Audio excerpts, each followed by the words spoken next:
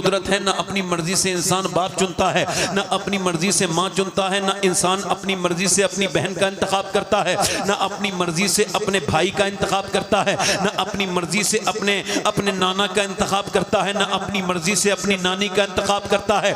इसी वजह से किसी का बाप ठीक है तो माँ ठीक नहीं, और माँ ठीक है तो बाप ठीक नहीं। किसी की बहन ठीक है तो भाई परेशान करता है, भाई ठीक है तो फिर बहन पर परेशान करती है। किसी की नाना ठीक है तो फिर नानी ठीक नहीं, और अगर नानी ठीक है तो फिर नाना ठीक नहीं। मगर हुसैन का अकेला ऐसा खानदान है पूरी कायनात में जिसे जिधर से देखो लाजवाब है।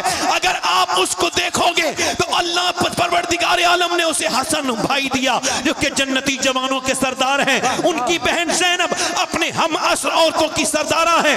उनकी नानी खदीजतुल कुबरा है जो सारी उम्महातुल मोमिनीन की सरदारा है। उनकी माँ सैयदा फातिमा ज़हरा है जो सारी जन्नती औरतों की सरदारा है। उनका बाबा अली हैं जो सारे वलियों के वली हैं।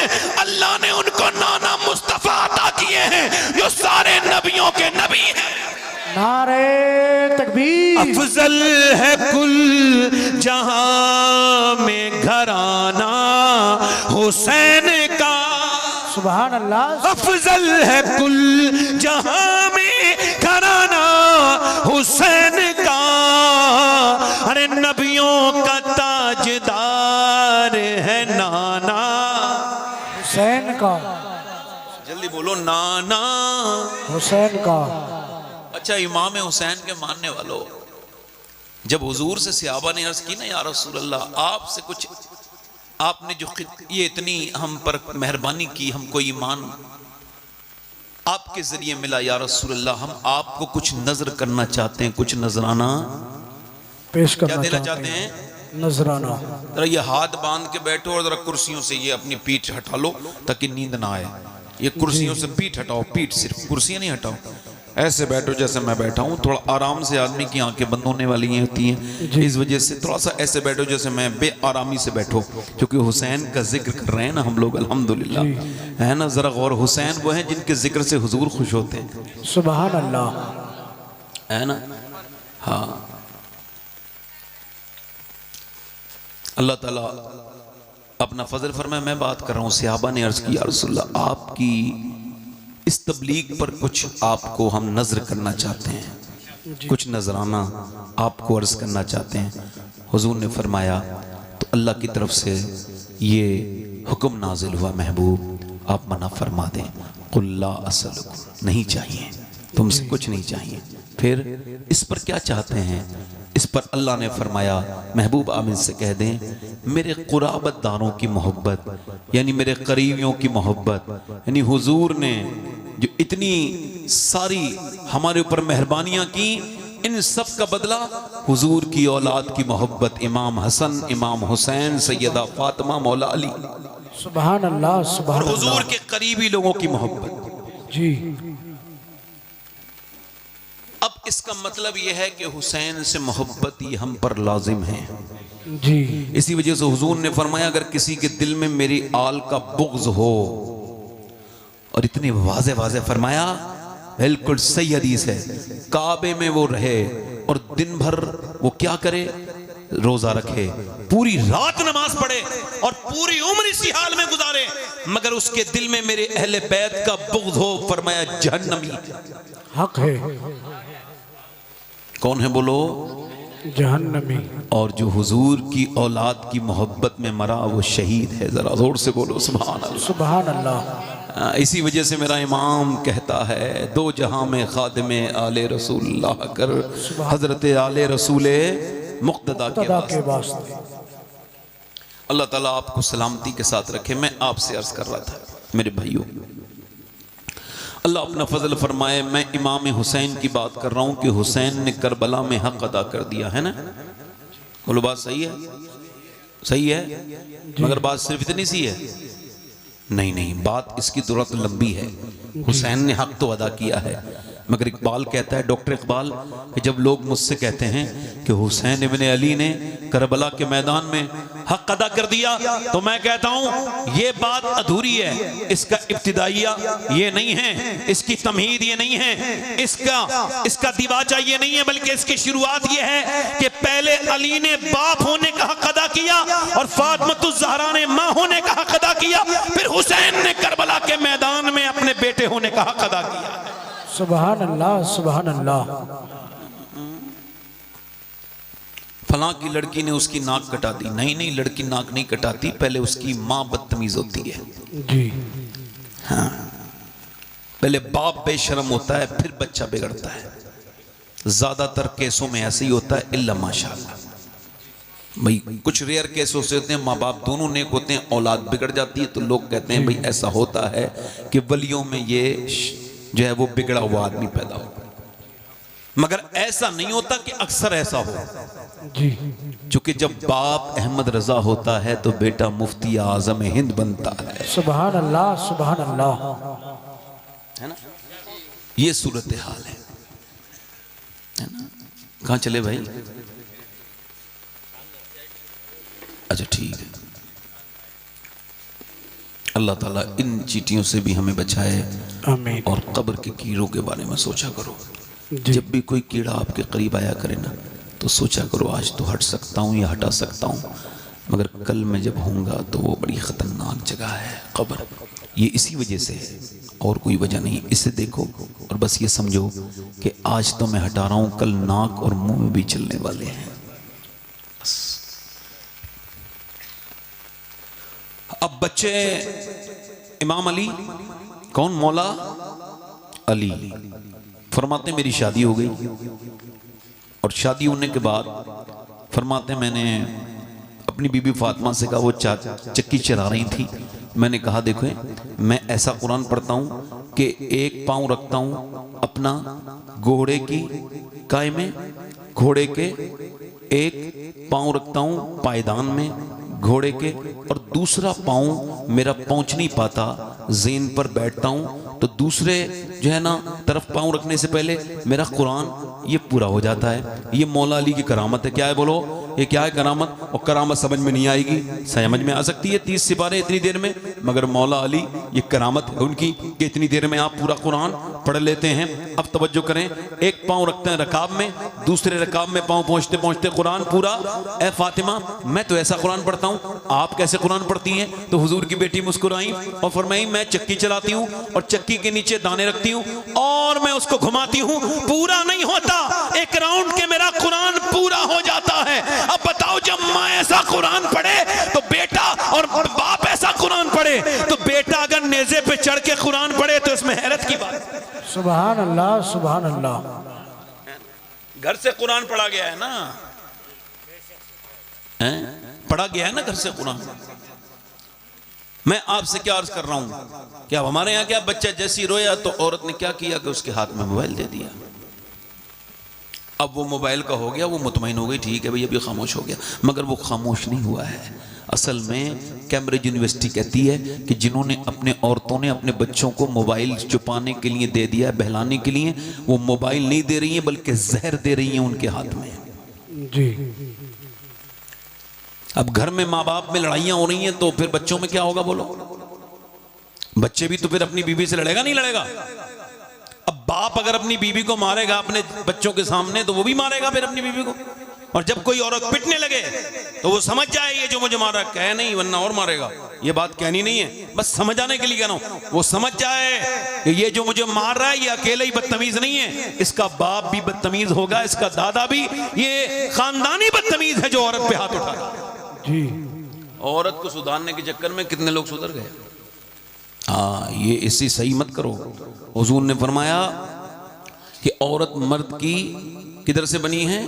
ये बाहीं पसली से। इसको सीधा करोगे तो ये टूट जाएगी, मगर ये सीधी होना नहीं सकती। इस वजह से इसके साथ कोऑपरेट करो, इसके साथ अच्छा, इसके साथ अच्छे से पेश आओ, इसके साथ हिकमत से काम करो, उसके साथ जो है ना बहस ना करो। बस अगर कोई मसला है तो बाहर निकल जाओ, और इससे बेहतर ये कोई बात हो जाए तो अपनी बीबी से अंदर कमरे में जाके माफी मांग लो। कोई बड़ी बड़ी बात नहीं है ये, थानेदार से पिटने अपने खानदान की इज्जत खराब करने से बेहतर है कि अंदर कमरे में जाओ, बीवी से अकेले में कहो भाई जो बात हुई खत्म करो, बात खत्म करो। और अगर ज्यादा परेशान हो गए तो यही होगा। और ये कोई बदतमीजी की बात नहीं, अपनी बीवी को रूठ जाने पे मनाना ये कोई बुरी बात नहीं है, ये कोई गुलामों वाली बात नहीं है। कि आप तवज्जो करें, आज के जमाने में तलाक़ें हो रही हैं, इसमें सिर्फ औरतों की गलती नहीं है, मर्दों की भी गलती है। जब मर्द को हाकिम बनाया तो हाकिम की ज्यादा गलती बनेगी ना। बोलो किसकी बनेगी, हाकिम की बनेगी या महकूम की ज्यादा गलती बनेगी? क्योंकि हाकिम की गलती है ना, इस वजह से जब तलाक होती है तो ज्यादा गलती मर्द की मानी जाती है। इस वजह से उसे अकल ज्यादा थी, उसको तो दिमाग से काम करना चाहिए था ना। अब जरा गौर करें, कोई झगड़ा हो गया इधर उधर की बात,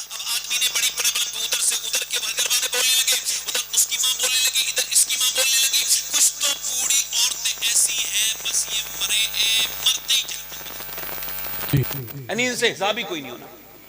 ये बूढ़ी हो गई वही औरत जो अपनी बहू को तानी दे रही है, मतलब इसके कब्र में पैर लटके हुए हैं, मरने वाली है मगर अब भी जहेज गिन रही है, इतना दिया है, इतना नहीं दिया, फलां को इतना मिला है, मेरे लड़के की तो किस्मत फूट गई, ये मिला। अरे तेरी तो किस्मत अभी सही करके फूटेगी, जब कब्र में जाएगी तो तेरी कुटाई होगी। बदतमीज, तूने किस गरीब लड़की को रुलाया है? तू गरीब लड़की को रुला रही है, उस परेशान को रुला रही है। लड़कियां आके कहती हैं कि हमें हमारा शौहर मारता है। मैंने पूछा तो फिर क्या? कहा फिर मैं वहीं पे रहती हूँ, आती नहीं क्यों? कहा वो जब मैं अपनी सास जब कहती है तेरे बाप ने कुछ नहीं दिया मेरे बाप को बुरा, तो मैं जवाब दे देती हूँ, तो फिर मेरा शौहर मुझे मारता है और फिर कहता है जा अपने घर जा, मैं नहीं आती, पिटती हूँ, वहीं पे रहती हूँ। क्यों? कहा वो इस वजह से कि मेरा बाप ने बड़ी मुश्किल से मेरी शादी की थी, वो मजदूर इंसान है, अगर मैं उसके पास जाऊंगी और जाकर के अपनी हाल बताऊंगी तो मेरा बाप बीमार रहता है, बहुत जल्दी मर जाएगा, इस वजह से पिटती हूँ, कुटती हूँ, कुछ नहीं कहती, बस बच्चे हैं यही रहती हूँ, पिटती हूँ। जहाँ लड़कियों को परेशान किया जाता हो, जहाँ यतीम बच्चियों से जहेज के मुतालबे किए जाते हो, जहाँ परेशान गरीबों की बच्चियों को जहाँ घरों में ताने दिए जा रहे हो, वो मुसलमान कौम ऊपर आएगी नहीं, नहीं वो नीचे जाएगी, वो बर्बादी होने के लिए, चूंकि उसके अमाल ही ऐसे हैं। उसने जहेज जैसी लानत को छोड़ना पसंद ही नहीं किया है। अब के जबकि लड़कियां इस और भी दुनिया के वजूहात के बाद एक वजह यह भी है मुर्तद होने में लड़कियों के, ये महंगी महंगी शादियां, ये दिखावे, ये बड़ी बड़ी पार्टियां, ये बड़े बड़े जहेज, ये सब बदतमीजियां हैं। मैं सैयद हूं मगर आज के जमाने में अगर कोई नौजवान ऐसा बैठा हो तो उसके हाथ इस पूरी महफिल में चूम लूंगा। अगर कोई नौजवान जो ये वादा करे जब मैं शादी करूंगा तो बगैर जहेज के, बगैर एक कप चाय के, बिल्कुल सुन्नत के मुताबिक शादी करूंगा। कोई उससे पूछे क्यों? कहा मुझे किसी से कोई जहेज नहीं चाहिए। कहा क्यों? कहा इस वजह से कि मुझे अपने इमाम इश्क व मोहब्बत का ये शेर समझ आ गया है। कहा कौन सा शेर? कहा कौन देता है, देने को मुंह चाहिए, देने वाला है सच्चा हमारा नबी। तो मैं आपसे क्या अर्ज कर रहा था मेरे भाइयों मेरे दोस्तों, ये चलन खत्म होना चाहिए। ये अपनी बीवियों के साथ बहुत अच्छे वाले मामलात कीजिए, अच्छे से जाइए। अब देखें आप, नमाज 5 बार फर्ज है इस वजह से कि आपको याद रहे। देखें ना 5 बार आप एक ही सूरह फातिहा पढ़ते हैं, क्यों? चूंकि आप भूलें ना, ये नमाज अल्लाह की याद है, आप भूलें। ऐसी आप अपनी बीवी से जाके इजहार मोहब्बत भी कीजिए, उससे कुछ अच्छी बातें भी कीजिए। हमेशा झगड़े इससे खत्म नहीं होते कि तावीज़ लेने चला जाऊं उस वाले मियाँ से, इस वाले मियाँ से। मियाँ ऐसा ताबीज दे दो जिससे मैं मोहब्बत करता हूँ वो मेरी मुट्ठी में आ जाए। वो कहेंगे हाँ वो भी बहुत बड़े ढोंगी बैठे हैं, झूठे बेरोजगार लोग बैठे हैं जिन्हें कोई काम नहीं है, बदबख्त वो लेके बैठ गए पीले रंग, उसे जाफरान बताते हैं और उसी को ये पैसे वैसे कमाते हैं और ये फाले खोलते हैं। ये सब झूठे हैं। हाँ किसी की चोरी हो जाए तो वो मियाँ बता दे ले यार, ये फिर बंद करो ना, ये कैमरे एमरे सिक्योरिटी पुलिस वुलिस सब खत्म करो, यही बिठाल दो, एक मियाँ यहाँ बिठाल दो, एक वहाँ बिठाल दो, यही बताता रहेगा। इतना पैसा खर्च क्यों करो यार? इतना माज़अल्लाह है, उसने चुराया ले। अब भाई का जनाजा जा रहा है और उससे कह रहा है जनाजे को कांदा दे दे, नहीं दूंगा। अरे तेरा सगा भाई, अरे इसने मुझे जादू कराया था। माज़अल्लाह, बताओ जो ऐसा दिल फाड़ दे बख्शा जाएगा वो मौलवी? नहीं। बख्शा जाएगा वो ढोंगी? बख्शा जाएगा वो बदतमीज? उसको कैसे पता है उसने जादू कराया? मुझे बताना, मेरे सामने लाओ। ये सब झूठे हैं, पाखंडी हैं, इनको कुछ नहीं पता। और जब तक बेवकूफ जिंदा हैं, अक्लमंदों की रोटी रोजी में कोई कमी नहीं है। ये बताओ, तुम तो इधर उधर जाते हो, क्या करना चाहिए? क्या क्या हुजूर की सुन्नत क्या बताती है? मेरे नबी पाक फरमाते हैं, तुम चाहते हो तुम्हारी बीवी से तुम्हारी मोहब्बत बढ़ जाए तो उसकी खूबियों का जिक्र करो, खामियों को नजरअंदाज करो। जी सुभान अल्लाह, सुभान अल्लाह। उसकी तारीफ करना शुरू कर दो, उसकी तारीफ करो। 4 लोगों में बैठो, अपनी बहनों में, भाइयों में, मेरी बीवी के अंदर बड़ी अच्छी आदतें हैं। जो बुरी आदतें हैं उनको भूल जाओ, इंसान है, बुरी आदत भी होती है, भूल जाओ। अम्मा आयशा फरमाती हैं हुजूर घर में आ रहे हैं, अब तवज्जो करना, लोग बड़े बड़े पुरानी रस्म लेके बैठे हैं, अब सुने अब जरा तवज्जो करें। अम्मा आयशा फरमाती हैं मेरे नबी पाक तशरीफ ला रहे हैं अंदर और हुजूर मुस्कुराते हुए दाखिल हो रहे हैं घर में, जोर से बोले सुभान अल्लाह। और फिर सरकार फरमा रहे हैं आयशा तुम पानी पी रही हो, मैं भी पानी पीऊंगा, इसी गिलास से पीऊंगा।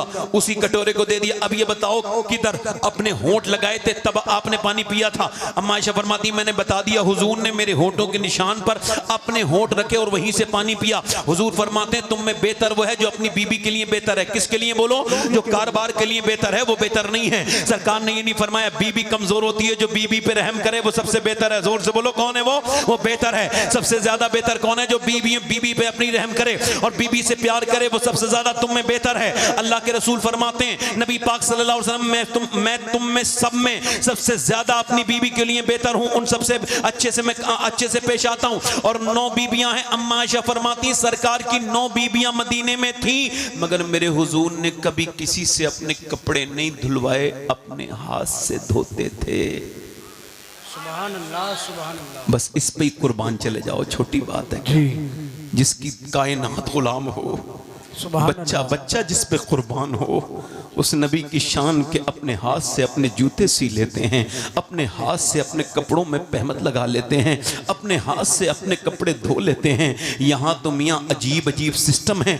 अम्मा आयशा फरमाती हैं नबी पाक एक दिन तशरीफ लाए, मैं बीमार थी, मैंने कहा हुजूर ने फरमाया खाना बनाओ रोटी। मैंने कहा या रसूल अल्लाह मेरी तबीयत ठीक नहीं। हुजूर अंदर गए, सरकार ने आटा लिया और आटा बना लिया। आए है उसके बाद फरमाया आयशा मैंने आटा बना दिया, अब तुम रोटियां डाल दो। फरमाती मैं बीमार हो जाती, हुजूर मेरे काम में मदद फरमाते, मैं रूठ जाती तो हुजूर मुझे मनाते थे। जरा जोर से बोलो मेरे भाइयों सुभान अल्लाह।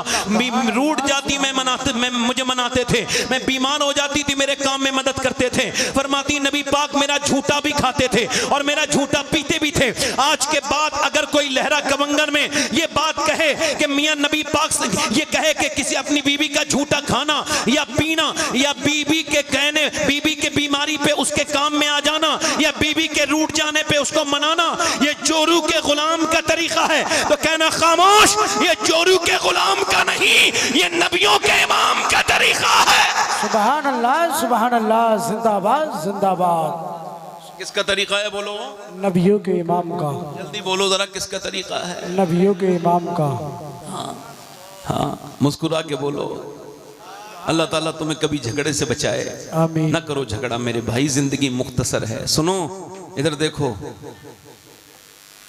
अबुल हसन खरकानी नाम के एक बुजुर्ग का नाम सुना है जी? अरे जिनका खिरका रख के कुर्ता रख के दुआ मांगी थी महमूद गजनबी ने, जी है ना? तो उनसे मिलने के लिए एक आदमी आया, आके बोला हजरत हैं, तो उनकी बीवी बड़ी खतरनाक जबान जरा तेज थी। कहने लगे तुझे भी कोई काम नहीं है? उन्हें तो कोई काम है नहीं, वो तो बैठे रहते हैं इधर उधर ऐसे। कहने लगे हजरत से मिलना है। अरे क्या हजरत वजरत लगाए होंगे कहीं बैठे हुए, इन लोगों में अपने कर रहे होंगे अपनी बातें। तो उसने कहा लो यार ये तो वली अल्लाह के और ये बीवी इतनी खतरनाक है।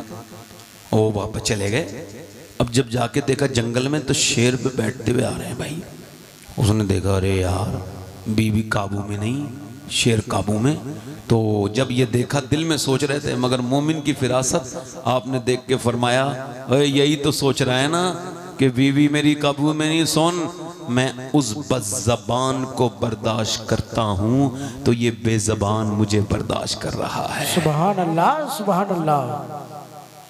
चलने दे चीजें, बिगाड़ने में फायदा, बिगाड़ने में फायदा। बस ये सोच के अल्लाह की बंदी है जी। ऐ अल्लाह मैं तेरी बंदी को बर्दाश्त कर रहा हूँ, इसके बदला मुझे देना मेरे परवरदिगार। देखना वो एक दिन आएगा खुद ही ठीक हो जाएगी। अल्लाह बड़ा करम करने वाला है, अल्लाह हालात पैदा कर देता है। कभी कभी बड़े बड़े खराब लोग हमने बदलते हुए देखे, उम्मीद नहीं तोड़नी चाहिए। अब देखो जरा मेरी तरफ तवज्जो करो, मैं आपसे अर्ज कर रहा था हमारे यहाँ आप कुरान चूंकि पढ़ा ही नहीं जाता जी। ये दस्तार की तो अब जब भी कोई मामला हो जाए चलो भाई मियाँ के पास ताबीज़ ले आए। अच्छा मैं किसी मियाँ का मुखालिफ नहीं हूँ, खुद मियाँ हूँ। हाँ पुश्तों से मियाँ हूँ, एक दो पुश्ते नहीं। 7-8 पुश्तें तकरीबन 300 साल से तो जन्नत शरीफ में है जी सुभान अल्लाह। मगर जो बात है वो सच कहनी चाहिए। जी कल को ऐसा ना हो कि कयामत में पकड़ा जाए इंसान। इसके पास उसके बाद जाने वालों सुनो, नबी पाक की बेटी से पूछो और मौला अली से पूछो, ए अली और फातिमा आप हम सब के लिए आइडियल हैं, बताइए जब आपको कोई प्रॉब्लम होती थी तो आप कहां जाते थे? ओ मेरी बहनों मेरी बेटियों, फला मजार पे जाकर के जाने वाली हो और फला जगह बेपर्दगी के साथ जाने वाली हो, मियां के यहां जाकर के ताबीज लेने वाली हो, तुमने अभी अपनी अहमियत समझी नहीं। नबी पाक की बेटी की आवाज आ रही है, अल्लाह के रसूल की बेटी कभी कहीं नहीं जाती थी बल्कि अपने घर में आप मुसल्ला बिछाती थी तो कभी जन्नत से कपड़े आया करते थे, कभी जन्नत से खाने आया करते थे। सुभान अल्लाह, जिंदाबाद जिंदाबाद।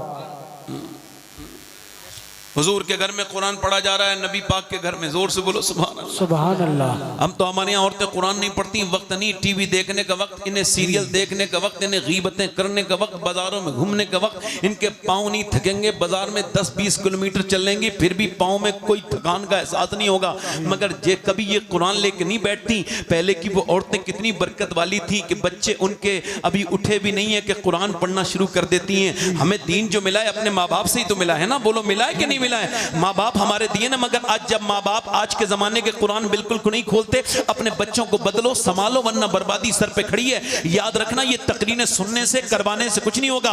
बात यह है कि अपनी बीबी से आपने कहा कुरान पढ़े, आप कैसे कहेंगे? आप तो खुद नहीं पढ़ते, आप खुद नहीं पढ़ते। जब आप पढ़ते नहीं, चलो पढ़े लिखे नहीं हो, पढ़ना शुरू कर दो। और एक काम ये करो कि कुरान में जैसे बोल बोल के और चीजें निकालते हो, मोबाइल में ऐसी कुरान बोलो और कुरान को सुन लिया करो। सुनना भी तो कुरान का तिलावत सवाब है ना, तो सुबह को सुन लिया करो, रात को सोते वक्त आप सूरह मुल्क सुन लिया करो, सुबह को उठो फजर की नमाज पढ़ के आके सूरह यासीन सुन लो। सुभान अल्लाह, क्या बरकतों वाली चीज है, कैसी जिंदगी में इनकलाब आएगा। मगर अब कोई कुरान पढ़ता ही नहीं, ना कोई पढ़ता है, ना किसी को पढ़े इसमें कुरान में दिलचस्पी रही और ना कुरान से कोई। हालांकि ये कुरान वही कुरान है मियाँ कि जिसको पढ़ पढ़ के पहले जब मुजाहिदीन इस्लाम को सुनाया जाता था तो उनके अंदर नया जोश आ जाया करता था। फौज में कुर्रा की तादाद हुआ करती थी और वो कुर्रा जब कुरान पढ़ते थे तो मुजाहिदीन इस्लाम जोश में आ जाया करते थे। और ऐसे मुजाहिदीन इस्लाम नहीं गुजरे, इस्लाम में गवाह है, आज भी ये तारीख इस बात को याद रखती है। अल्लाह के रसूल के घर में कुरान पढ़ा जा रहा है, एक छोटी सी बच्ची 6 साल की तकरीबन कुरान पढ़ रही है।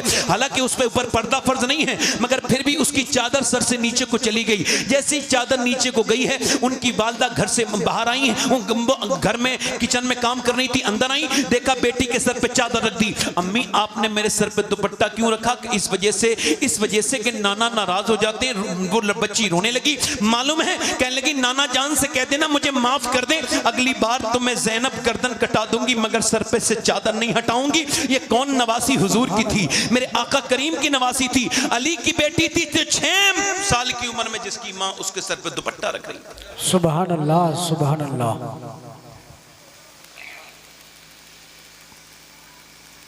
मगर आज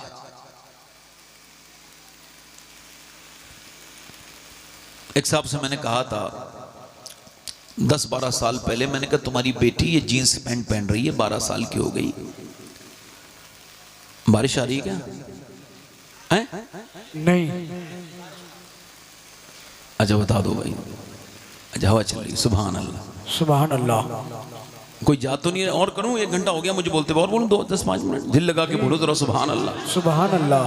तो एक साहब से मैंने कहा जरा अपनी बेटी को समझाएं, ये जीन्स की पैंट, मर्दों का लिबास पहनना ये हराम है। ए भाई कहां जा रहे हो? ए कहां जा रहे हो?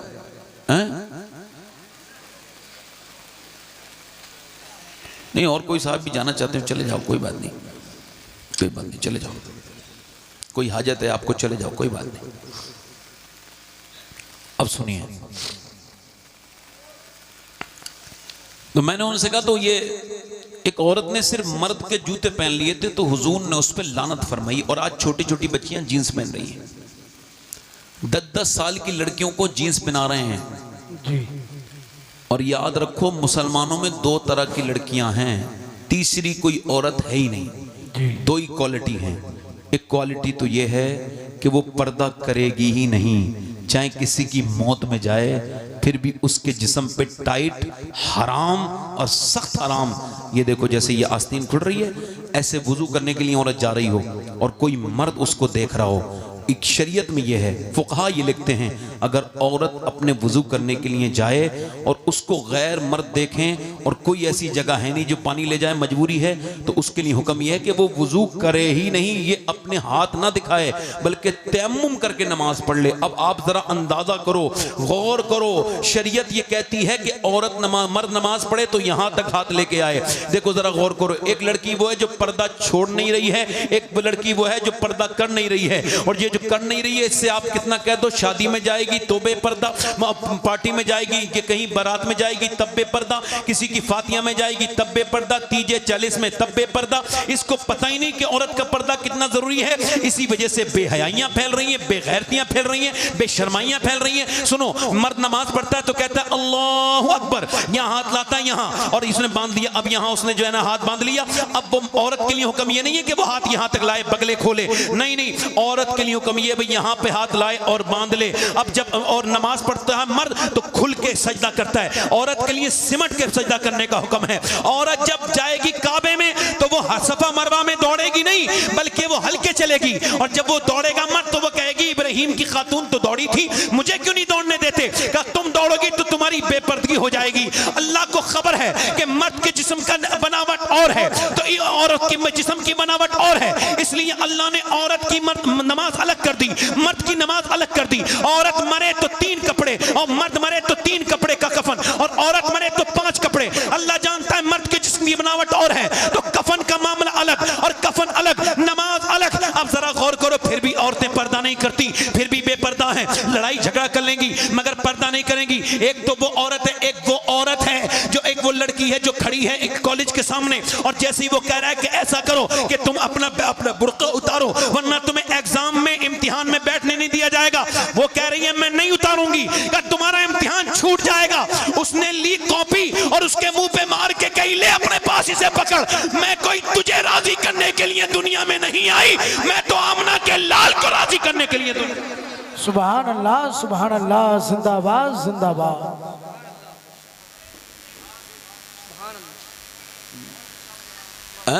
दूर से तो बोलो यार, सुभान अल्लाह। अब कुरान कोई पढ़ता ही नहीं जी। गैर मुस्लिम, गैर मुनक़सिम हिंदुस्तान था, एक गैर मुस्लिम लड़की की दोस्ती थी एक मुसलमान लड़की से जी, और वो नाज़िरा कुरान पढ़ लिया उसने। किसने? गैर मुस्लिम नाज़िरा पढ़ रही है, उसने कहा तू क्या पढ़ती है? वुजू करती है, रोज सफाई करती है। क्या भैया अब हवा से डरने लगे? अब क्या हवा भी रुकवाने की दुआ करें? बताओ यार, बैठो 2 मिनट तकरीर सुन लो भाई। हवा तो अब पसीना आ रहा था ना आपको, इसी वजह से तो आई है ना हवा। भाई आपने अपना पंखा बंद कर दिया, अल्लाह की तरफ से रहमत का पंखा चल गया। सुभान अल्लाह। यही तो है। अब बंद मत करो तो फिर उधर भी नहीं चलाएगा वो। उससे उम्मीद रखो तो करम करता है। मोहब्बत करो अल्लाह से, ऐसा फालतू बातें हैं। मोहब्बत इधर उधर करना पालतू पागलपन है, बेवकूफ़ी है। अपने माँ बाप की इज्जत खराब करना है। सबसे ज्यादा मोहब्बत करनी चाहिए अल्लाह से, उसके रसूल से। सुभान अल्लाह। तो रुसवा नहीं हो गए, वरना हर मोहब्बत में रुसवाई है। इधर उधर आज लड़कियां अपने माँ बाप की इज्जत खराब कर रही हैं कायम मोहब्बत में। लड़का अपने, ये मोहब्बत है? ये जिस्मी तकाजे को मोहब्बत नाम दे देते हैं लोग।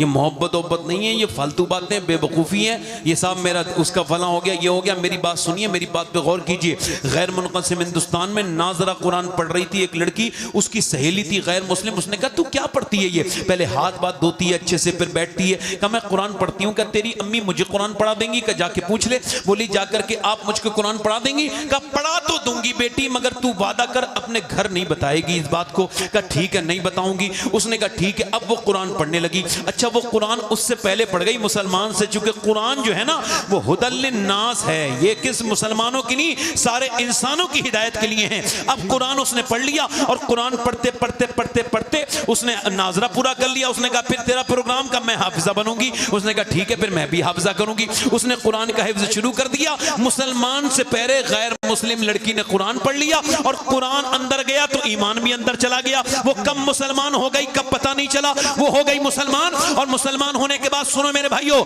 अब उसकी शादी का वक्त 15-16 साल की उम्र हो गई। शादी का वक्त करीब आया तो अपनी मुल्लानी के पास आके रोने लगी। का क्यों रोती है? कि मेरी रिश्ता जिसके साथ हुआ है वो बड़ा कट्टर दुश्मन है मुसलमानों का, और अगर मैंने ये बात अपने माँ बाप को बताई तो वो मुझे कत्ल कर देंगे कि मैं मुसलमान हूँ। अब अपना ईमान छुपा भी नहीं सकती, और फिर इसको मैं कैसे बर्दाश्त करूंगी? मैं ईमान नहीं छोड़ सकती। जब वो बहुत ज्यादा रोई तो उसके सर पे हाथ रख के मालूम है क्या कहा उसकी मुल्लानी ने? वो भी ईमान वाली थी। क्या बेटी बिल्कुल दिल थोड़ा ना कर, तू जिस कुरान से मोहब्बत करती है ये कुरान तुझे अकेला नहीं छोड़ेगा, बल्कि हर मौके पे तेरा साथ देगा। जोर से बोलो, हर मौके पर तेरा साथ देगा, ये कुरान तेरा साथ देगा। उसने कहा ये ले जा छुपा के और अपने यहाँ पढ़ लिया करना। वो छुपा के जहेज में ले गई, उसकी शादी हो गई। उसके बाद उसकी शादी के बाद उसके बच्चे हुए, छुपा के कुरान पढ़ती, आदमी चला जाता, ये कुरान पढ़ती, आदमी चला जाता। वक्त गुजरा, 10 साल गुजर गए, ये छुप छुप के नमाज भी पढ़ रही थी, छुप छुप के कुरान भी पढ़ती थी। एक दिन ऐसा हुआ कि इसके आदमी की तबीयत बिगड़ी। जब वो आया तो रोने लगा। का क्या हुआ?